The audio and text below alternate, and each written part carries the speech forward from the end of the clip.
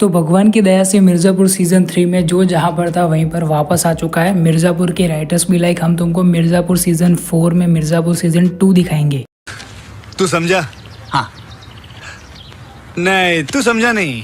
अगर मुझे आपको पूरे मिर्ज़ापुर सीज़न 3 की स्टोरी एक लाइन में बतानी होगी तो मैं सिर्फ इतना ही कहना चाहूँगा कि रंग को राजा बनने में देर नहीं लगती और राजा को रंग बनने में देर नहीं लगती। पूरे मिर्ज़ापुर सीज़न 3 की स्टोरी लाइन में इसी पैटर्न को फॉलो किया गया है। तो अब ये मिर्ज़ापुर का सीज़न 3 अच्छा है या फिर बुरा, ये मैं आपको नहीं बताऊंगा क्योंकि ये बताने वाले बहुत है। आज की इस वीडियो में हम यारों बात करेंगे कि अपने भौकाली मिर्ज़ापुर के सभी भौकाली कैरेक्टर्स कौन कौन से सिचुएशंस में है और वो आगे चलकर क्या क्या कांड करने वाले हैं और अपने सीज़न 3 में कौन कौन से कांड कर चुके हैं वो लोग। कालीन भैया गाँव और गुड्डू पंडित ऑन। सबसे पहले बात कर लेते हैं उस कैरेक्टर की जिसके बारे में कि आप सबसे पहले सुनना चाहोगे और वो है अपने किंग ऑफ मिर्ज़ापुर बनते बनते रह गए मुन्ना भैया। तो हम लोग जो सीजन 3 के रिलीज से पहले जितनी भी फैन थियरीज बना रहे थे कि नहीं मुन्ना भैया तो अमर है, वो हमें सीजन 3 में कहीं ना कहीं तो देखने को मिल ही जाएंगे, उनका हार्ट तो राइट साइड में है। मेकर्स भी लाइक लो मूव दिया तुम्हारी फैन थियरीज पर, क्योंकि सीजन 3 के एपिसोड 1 का पहला ही ये सीन है कि वहाँ पर मुन्ना भैया को जलाया जा रहा है। तो उन्होंने मुन्ना भैया का तो एपिसोड 1 के पहले ही सीन में निपटा दिया, लेकिन फिर शुरू होता है बाकी सारे कैरेक्टर्स के बीच में असली दंगल। लेकिन हमें बात करनी है सीजन 3 की एंडिंग के बारे में, जो कि हम कर भी रहे हैं। तो अब देखो भाई लोग, सीजन 2 की एंडिंग में मेकर्स ने एक ओपन एंडिंग छोड़ी थी जहां पर कि हमें ये सोचना था कि वहां पर मरे कौन, बड़े त्यागी या फिर छोटे त्यागी, यानी कि शत्रुघ्न त्यागी या फिर भरत त्यागी। लेकिन मिर्जापुर के कट्टर फैंस ने अपने दिमाग के घोड़े काफी तेज दौड़ा कर ये पहले ही पता कर लिया था कि वहां पर मरा कौन था। असल में वहां पर मरे थे भरत त्यागी और अब उनके छोटे भाई यानी कि शत्रुघ्न त्यागी, वो भरत त्यागी की जिंदगी जी रहे एक्टिंग करके।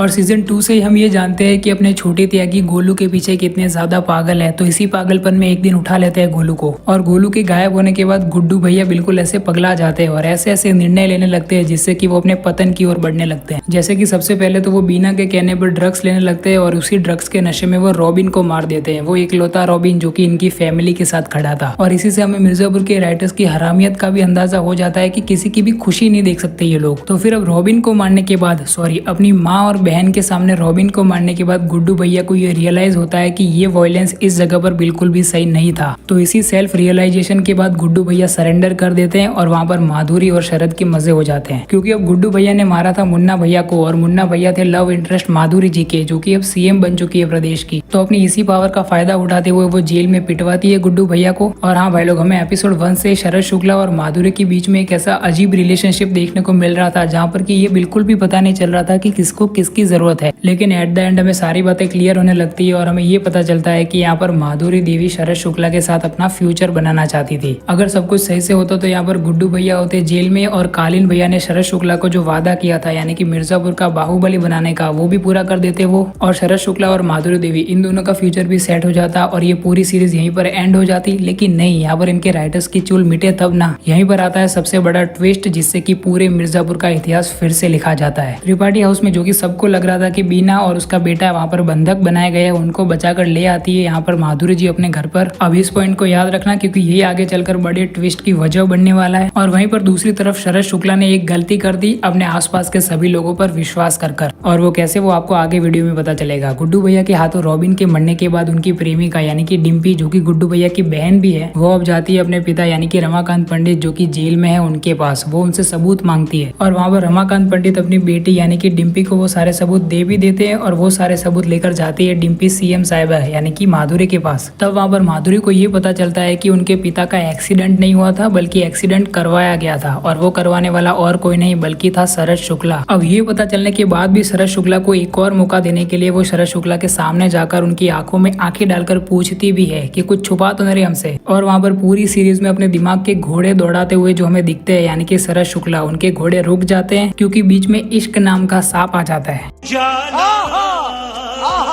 और उन्हें ये लगता है कि यहाँ पर माधुरी जी कालीन भैया के बारे में पूछ रही है। तो वो उन्हें कालीन भैया के बारे में सारी सच्चाई बता देते हैं कि उन्हें हमने बचा लिया था और वो हमारे साथ हैं, स्वस्थ है और हमारे परिवार का हिस्सा भी है। अब अगर कोई औरत एक आदमी से एक झूठ की अपेक्षा कर रही हो और उसे दूसरे झूठ के बारे में पता चले और वो भी नमूना उसको खुद ही बताए, तो फिर वो क्या करेगी? वही करेगी जो माधुरी देवी ने सीजन 3 की एंडिंग में किया। वो शरद से बड़े प्यार से कहती है कि मुझे अपने दूसरे ससुर जी, जो कि अभी है भी नहीं ससुर क्योंकि उनका बेटा तो निपट गया ना, उनसे अकेले में मिलना है। और शरद शुक्ला बिना कुछ सोचे कहते हैं हाँ अभी मिलवाई देते हैं। और वो घर जाकर कालीन भैया से कहते हैं कि वो आपसे अकेले में मिलना चाहती है। वो कहते हैं कौन? माधुरी देवी। अब वहाँ पर कालीन भैया शरद शुक्ला को ये वार्न भी करते हैं कि माधुरी देवी पर भरोसा नहीं किया जा सकता। लेकिन यहाँ पर शरद शुक्ला को कौन समझाए, क्योंकि उनके घोड़े तो रुक चुके और अब उनके माफ करना, मैं गुस्से में इधर उधर निकल जाता हूँ। हाँ, तो वहाँ पर कालीन भैया से शरद शुक्ला कहते हैं कि हमको तो माधुरी पर पूरा भरोसा है और आपको एक बार उनसे अकेले में जरूर मिलना चाहिए। हाँ, तो फिर क्या, कालीन भैया मान जाते हैं और मिलते हैं अपनी एक्स बहू से अकेले में। कालीन भैया के मिलने पर माधुरी उनको एक ऑफर देती है कि आपके बीवी बच्चे सलामत चाहिए तो हमारा एक काम करना पड़ेगा और हम जैसा बोलेंगे बिल्कुल वैसा ही करना पड़ेगा। तो फिर वहाँ पर कालीन भैया अपने थोड़े दिनों पहले बने बेटे को ना चुनते हुए अपने खून को चुनते हैं, जो कि एक्चुअल में उनका खून है भी नहीं। कालीन भैया शरद शुक्ला से कहते हैं कि तुम ही बनोगे मिर्जापुर के बाहुबली, चलो बुलाओ मीटिंग सभी बाहुबलियों की। फिर उस मीटिंग में खुद कालीन भैया जाकर ये अनाउंस करते हैं कि अब किंग ऑफ मिर्जापुर होंगे शरद शुक्ला,